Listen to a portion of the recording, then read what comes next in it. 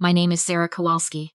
I am 31 years old, and right now the Chief Medical Officer of the Montrose Regional Health Authority is standing at the far end of my aunt's cherrywood dining table, holding a glass of sparkling water, and the toast he started about my younger sister's engagement has turned into something I did not see coming. He stopped walking exactly at my chair. 1 second ago he was talking about commitment and what it means to build a life beside someone. My mother was radiant. My sister was pressing her cheek against her fiance's shoulder. And then Dr. Aldrich turned and looked down at me and said, in a voice that carried all the way to the kitchen, "I have to say something. I was not prepared to find you sitting at this table tonight." Then he asked the question that split my whole life cleanly in two. "Whose daughter are you, exactly?" Every fork stopped. Every glass stayed on the table. My mother let out a bright, papery laugh and spoke before I could even breathe. "Oh, that's Sarah. She does some work in hospitals, very behind the scenes." Dr. Aldrich did not look at her. To understand how I became the daughter my own parents rehearsed out of their own story, you have to understand the fridge test. I came up with that name, myself, when I was 9 years old. Standing in our kitchen in Kitchener, staring at the side of the refrigerator. 14 magnets, 3 report cards, all my sisters, 2 crayon drawings, both hers, a photo from her dance recital, a photo from her first day of grade 1, and one of me. A birthday card I had made for my mother, taped low on the door behind the grocery list, so far to the edge that if you opened the door all the way, it disappeared entirely. I pulled it out and moved it to the center panel, right at eye level. By the next morning it was back behind the grocery list. I never moved it again. I moved myself instead. Every time my mother quietly reduced me, I raised the stakes. Top of my class at John F. Ross, a scholarship to the University of Waterloo, then medical school at McMaster. None of it moved the card forward. When I graduated with my MD, she called me from the highway on the way home from my sister's spring skating showcase in Guelph. "Your sister landed her axle tonight," she said. Like that was the headline. The crowd actually gasped. I sat in the parking lot outside the Hamilton Convention Center, with my father's handshake still stiff on my palm, and my mother's last words to me before the ceremony ringing in my ear. "Don't walk across that stage like you're better than anyone, Sarah.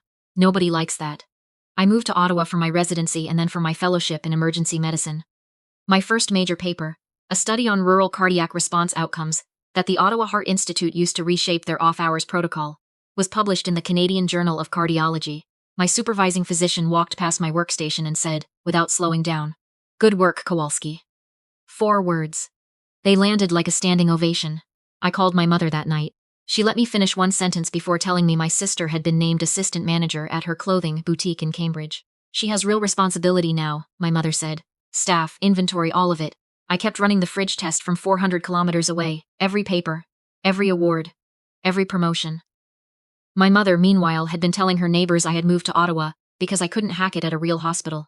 I know because a woman from her book club stopped me at my uncle's retirement party and said, "Your mom mentioned you'd had a hard time settling into your career." I had just been shortlisted for the Ontario College of Physicians Early Career Award. The problem was never what my sister did for a living. My sister worked hard and managed her small boutique with genuine care. And there was nothing wrong with that. The problem was the architecture my mother built around it. To hear my mother tell it, my sister was essentially running a luxury retail operation, curating collections, overseeing a full team, consulting with vendors across the country. She told her friends at St. Andrew's Church that my sister was in fashion leadership. She told my aunts that my sister was shaping the boutique industry in Waterloo region.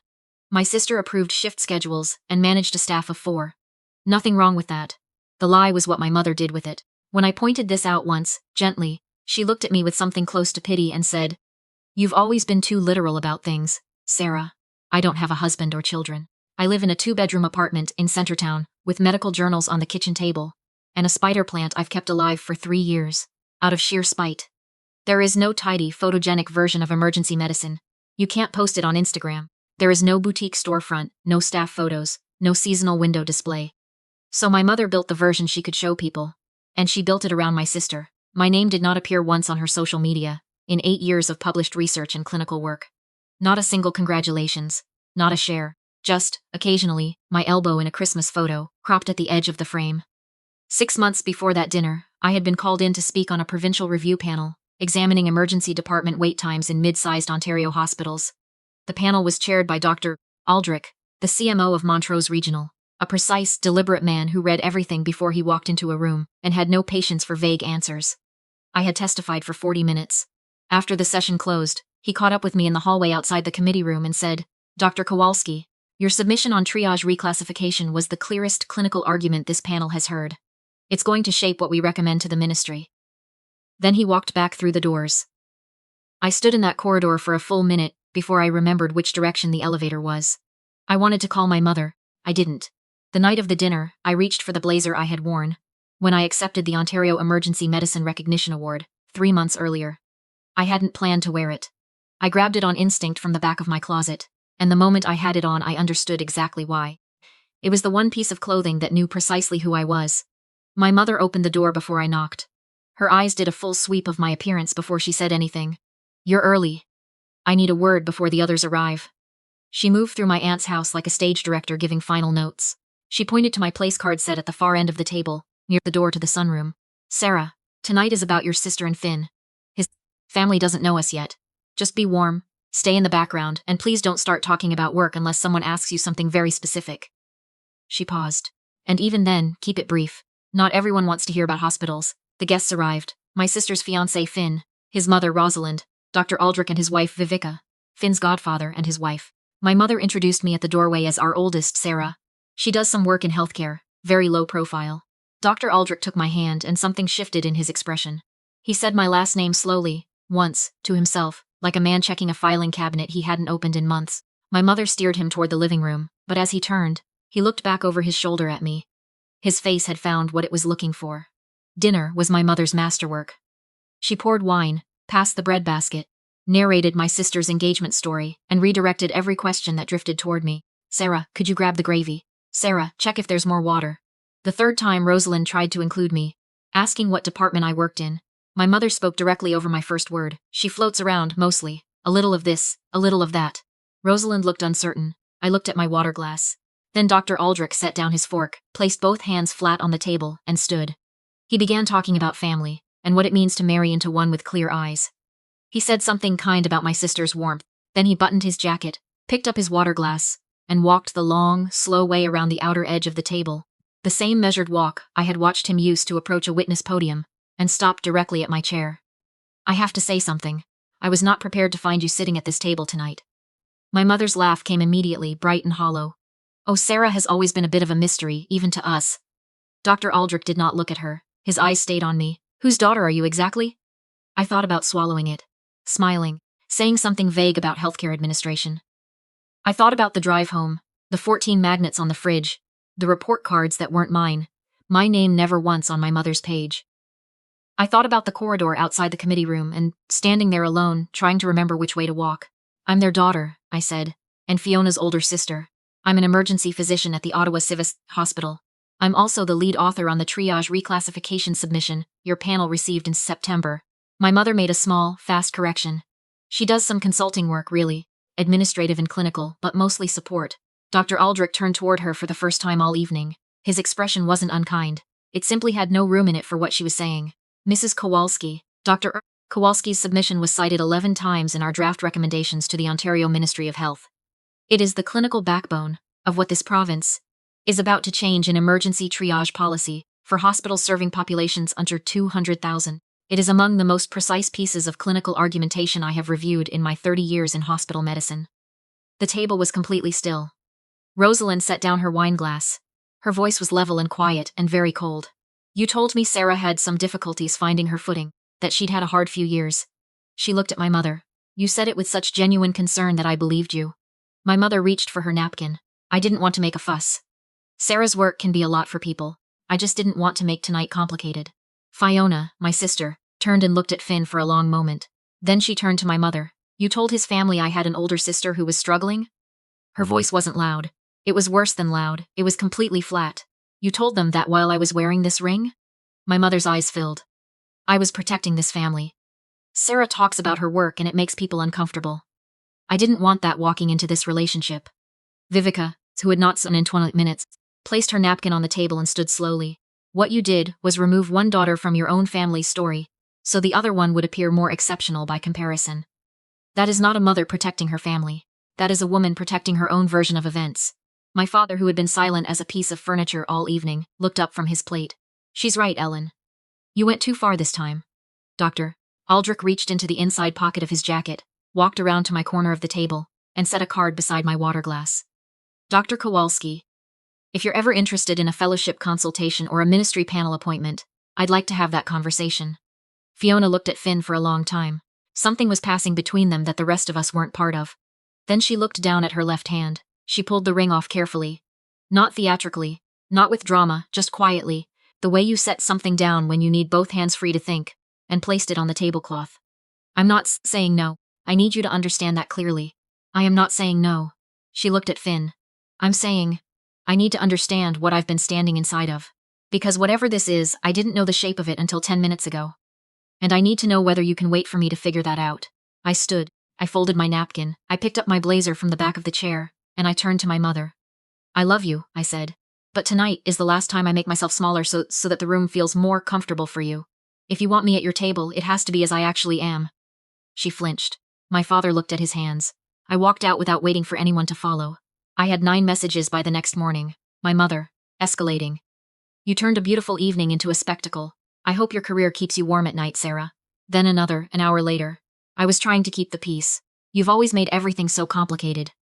Then a third, with a familiar shift in tone. The kind that came after she'd had time to reframe the whole evening in her own favor. You humiliated this family in front of guests. I hope you're proud. Fiona, late that night, I don't know what I'm feeling. But I'm not angry at you. I want you to know that. I'm angry at the right person. My father, at 6:47 in the morning. One sentence. I should have said something years ago. I'm sorry, Sarah. 6 words. More honest than anything he had offered me in the past decade. And then a number I didn't recognize. Rosalind. I believed what your mother told me because she said it with so much concern in her voice. I want you to know I'm sorry for that. I should have asked to meet you before I formed an opinion. A pause at the end of the message, like she had more to say and thought better of it. I'd love to have coffee if you're ever in Cambridge. We met 4 weeks later at a small place on Water Street. She wrapped her hands around her mug and said, I genuinely believed her. She said it like she was worried about you. I told her my mother had been saying some version of that story since I started medical school. Rosalind was quiet for a moment. Then she said, what do you even call something like that? When a parent does that to their own child? The fridge test, I said. You keep checking to see whether they've moved your name to the front yet. She looked at me. Did they ever? Once, I said. Eventually. Fiona called me 6 weeks after the dinner. I always knew Mom's version of you wasn't right, she said. I think I just found it easier not to push back. The path of least resistance. I'm ashamed of that now. She apologized in the way real apologies work. Not in one clean statement, but in pieces, over time, circling back to things she'd said wrong, correcting them, starting again. We talked for almost 2 hours. She asked me questions about my work that she had never asked before, and I answered them, and she listened. The ring went back on 8 weeks later. Fiona sent me a photo one Tuesday morning. No message. Just the photo, her hand resting on a coffee mug, the ring on her finger, morning light from a kitchen window. I wrote back, I see it. I'm glad. My mother called on a Sunday afternoon 3 months after the dinner. I almost didn't answer. I have been telling people a story about you, she said. For a long time. And I think somewhere along the way I told it so many times that I stopped being sure where the story ended and where you actually began. A long silence. I don't fully understand what you do. I never asked you to explain it. I should have asked a long time ago instead of filling the space with something I made up. She paused again. I'm sorry for asking you to stay small.